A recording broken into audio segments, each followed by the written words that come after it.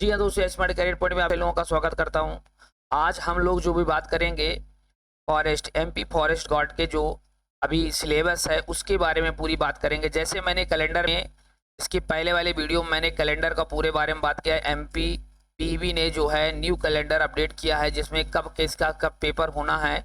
तो आप लोगों ने देखा है कि नवंबर में, ठीक है, नवंबर में जो है, ठीक है, नवंबर में जो है इसका पेपर होने वाला है। यानी इसके पहले पहले 1 2 3 महीने पहले भी इसका आप लोग फॉर्म भरना चालू कर देंगे। तो आप लोग अगर तैयारी करना चाह रहे हैं, इसकी चाहते ही हैं, हर व्यक्ति चाहते हैं, क्यों नहीं, क्योंकि इस समय पे जो देखा जा रहा है वैकेंसी में, तो कहीं ना कहीं बहुत मुश्किल से आने आ रहे हैं, है ना। और लोग अभी भी अभी जैसे आपने जो एस एमपी पुलिस गार्ड जो अभी था ना, एसएससी जीडी, और इसके बाद आपने देखा था रेडियो जो अभी एमपी पुलिस ने कराया है, कांस्टेबल ने, तो उसमें भी कई लोगों ने फॉर्म भरा था।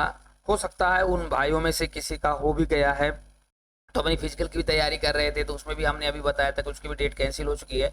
लेकिन एक न्यू कैलेंडर के अकॉर्डिंग अगर हम बात करें तो ये पेपर जो बताया गया है नवंबर में, तो अपन एक टारगेट मिल जाता है और उस टारगेट के अकॉर्डिंग हमें पढ़ाई करनी चाहिए। ठीक है, तो उसी के बेस पे मैं आपका हेल्प कर रहा हूँ और हमारा ये चैनल जो है आप लोगों आपका हेल्प करेगा। मैं विश्वास दिलाता हूँ कि धीरे धीरे अगर आप, जैसे आज हम सिलेबस डिस्कस करेंगे, क्या है ना बेटा, कोई भी चीज़ पढ़ने से पहले अगर हमें सिलेबस पूरी तरह से जानना बहुत ज़रूरी होता है। क्योंकि जैसे वही चीज़ है, सिलेबस का मतलब यही होता है कि बेटा आपको सिलेबस जान लेने से आपको ये पता चल जाएगा कि हमें क्या क्या करना है। जैसे कोई काम आप करते हैं, तो अगर उस आप एक दिन पहले आपको कोई बात बता दिया जाए कि भैया आपको कल ये काम करना है, तो आपको दिन से लेकर वो माइंड में आपका रहता है कि भैया मेरे को आज ये करना है। और जब तक वो काम आपका कंप्लीट नहीं हो जाता तब तक आप, थोड़ा आपके मन में टेंशन रहती है। टेंशन तो नहीं, मतलब उसके हिसाब से आप काम करते रहते हैं, मेरे को यहाँ जाना है या मेरे को करना है। उसी तरह से सिलेबस है बेटा, अगर आप सिलेबस नहीं जानेंगे, कोई भी चीज़ का सिलेबस बहुत ज़्यादा जरूरी होता है और अच्छे से डिस्कस करना चाहिए। सिलेबस में डीप से अध्ययन करना चाहिए। आपको लगता है सिलेबस अध्ययन करें, हाँ भाई, जब तक आप सिलेबस के बारे में सोचेंगे नहीं, समझेंगे नहीं, कितने दिन में कितना समय लेना है, इतना आपके बाद अगर नहीं रहेगा तो आप बिल्कुल कोई काम का नहीं है। तो इसलिए मैं ज़्यादा समय नहीं लूँगा आपका, बस आपको मेन टॉपिक के बारे में बात करूंगा कि फॉरेस्ट गार्ड का जो वन विभाग है मध्य प्रदेश शासन के द्वारा, तो उसकी पूरी बात सिलेबस के बारे में आज बात करूंगा। ठीक है, तो देखिए, इनमें से हम बात करें तो एमपी व्यापम वन विभाग सिलेबस जो है, तो देखिए आपको हम बता दें कि एमपी वन रक्षक जो सिलेबस है 2022 के विभाग ने 3 भागों में बताया गया है। मैं आपको बता दूं, एक तो सामान्य ज्ञान आपको पढ़ना ही पड़ेगा, दूसरा आपको हिंदी भी पढ़नी पड़ेगी, तीसरा आपको अंग्रेजी। जी हाँ दोस्तों, अंग्रेजी बिल्कुल सही है, आपको इंग्लिश भी इसका ज्ञान थोड़ा बहुत होना चाहिए। गणित भी आपको अच्छे से ध्यान रखना चाहिए, गणित मैथ तो आना ही आना है। सामान्य ज्ञान, ठीक है, सामान्य ज्ञान जैसे ऊपर पढ़ गए, मध्य प्रदेश की सामान्य जानकारी तो होना ही चाहिए, ये तो पूरी बातें ही हैं भैया। से संबंधित प्रश्न पूछे जाते हैं, तो मुख्य रूप से इतने तरह से प्रश्न जो है अभी तक में हमने जो क्वेश्चन देखा, अभी तक में हमने जो पेपर का देखा, और अभी तक की जो बातें हुई है, अभी तक जो पेपर भी हुए हैं, उनके आधार पे देखा जाए तो वन रक्षक सिलेबस 2022 को विभाग ने 3 भागों में बताया गया है और इसके बारे में हमने यहाँ पे चर्चा किया। ठीक है, अब हम जो बात करने वाले हैं आप लोगों से वो है एमपी फॉरेस्ट गार्ड सिलेबस के बारे में। अच्छे से अध्ययन करेंगे, समझेंगे कि टोटल कितने नंबर आता है। तो जैसे आप देख पा रहे होंगे, आपके सामने रिप्रेजेंट हो रहा होगा ये पूरी बातें। तो जैसे एमपी फॉरेस्ट गार्ड 2022 का सिलेबस की अगर हम अकॉर्डिंग बात करें तो कुल, अगर हम बात करें तो कुल 100 अंक के प्रश्न हो, मतलब 100 अंक के पेपर होगा। पहली बात तो आप ये जान गए। दूसरी बात आपको जो जानना है, तो भाग फर्स्ट में सामान्य ज्ञान देख सकते हो आप लोग, सामान्य ज्ञान, और भाग 1 में सामान्य ज्ञान देखेंगे, और भाग 2 में हिंदी।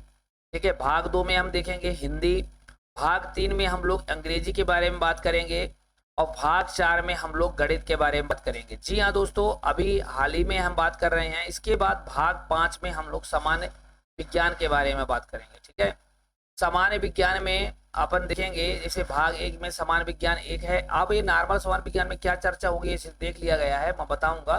तो इसमें वही चीज 2 बार इसमें रिपीटेड, लेकिन उसको बताऊंगा उसमें क्या डिफरेंसेस है, उसे नहीं है। बाकी आपका मुख्य रूप से 4 में अगर देखा जाए तो इसी में अपन लोग चर्चा करेंगे। तो इसी के चर्चा के साथ साथ मैं आगे बढ़ूंगा। आपको मैं बता दूं कि इतने लेवल को कैसे पढ़ें, क्या करें, इसकी पूरी बातें मैं आपको जल्दी से जल्दी बताने की कोशिश करूंगा।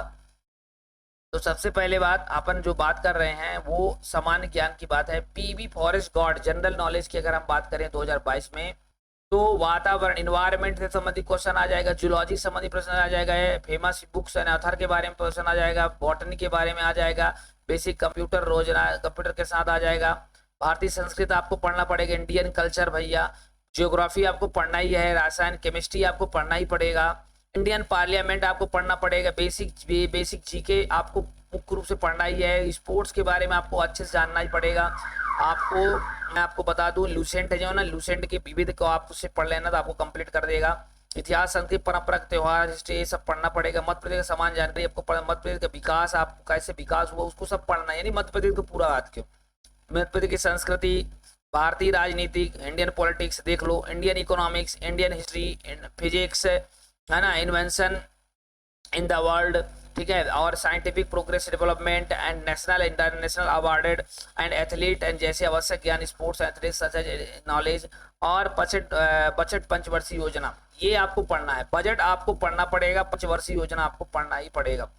देखिए इतनी बातें तो आपको ये सामान्य ज्ञान में पढ़ना ही है दोस्तों। इसके बाद भाग 2 की अगर हम बात करें तो अशुद्ध वाक्यों के रूप में शुद्ध है, जो अशुद्ध रूप लेकर सिद्ध लिखने के लिए विलोम शब्द आपको पढ़ना पड़ेगा, समानार्थी पर्यायवाची शब्द पढ़ना ही है, अनेक शब्द के लिए एक शब्द ये पढ़ना है, कहावतें लोकोक्ति आपको अच्छे से पढ़ना पड़ेगा, संधि विच्छेद आपको पढ़ना ही पड़ेगा, क्रिया से भावात्मक संज्ञा बनाना, रचना एवं रचयिता, वर्तनी समान श्रुति शब्दों के रूप में शब्द स्त्रीलिंग, ये सब बहुवचन आपको पढ़ना पड़ेगा, किसी वाक्य को अन्य लिंग में परिवर्तन, मुहावरा है उनका अर्थ, ये सब आपको अच्छे से पढ़ना होगा। भाग 3 में अगर हम बात करें तो देखिए भाग 3 में इंग्लिश में जो बात कर रहे हैं तो ग्रामर आपको पढ़ना है, एक एक चीजें पार्ट ऑफ स्पीच आपको पढ़ना ही पड़ेगा।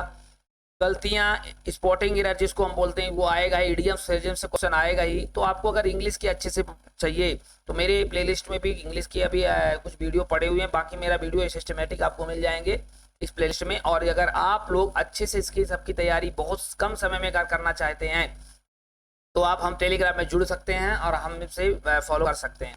देखिए वोकैबुलरी आपको पढ़ना ही पड़ेगा, टेंस आपको पढ़ना ही पड़ेगा, फिल इन द ब्लैंक आपको पढ़ना ही पड़ेगा, आर्टिकल्स आपको पढ़ना ही पड़ेगा, वर्ब जो है सेंटेंस रीअरेंजमेंट आपको पढ़ना है, अनसीन पैसेज आपको पढ़ना ही है, विलोम शब्द एंटोनिम्स आपको पढ़ना है, सिनोनिम्स आपको पढ़ना ही है, विलोम शब्द एंटोनिम्स आपको अच्छे से समझना है, एंटोनिम्स सिनोनिम्स पढ़ना ही पड़ेगा, और सब्जेक्ट और वर्ब अरेंजमेंट ये तो आपको पढ़ना है। तो देख पा रहे हो कैसे सिलेबस छोटा है बट इसको अच्छे सिस्टमेटिक हमें पढ़ना पड़ेगा। अच्छा एक और है महत्वपूर्ण है मैथमेटिक्स, जो आपके लिए ज़्यादा जरूरी है। सबसे पहली बात देखिए बेसिक अर्थमेटिक, ये आपको आना चाहिए, फिर संख्या के बीच में रिलेशन ये आना चाहिए, रेशियो प्रोपोर्शनल आना ही चाहिए, अनुपात समानुपात, परसेंटेज तो आना ही चाहिए भैया, इंटरेस्ट डिस्काउंट एवरेज जजमेंट, ये तो क्वेश्चन देखो भैया हर सिलेबस में रहता है देखो।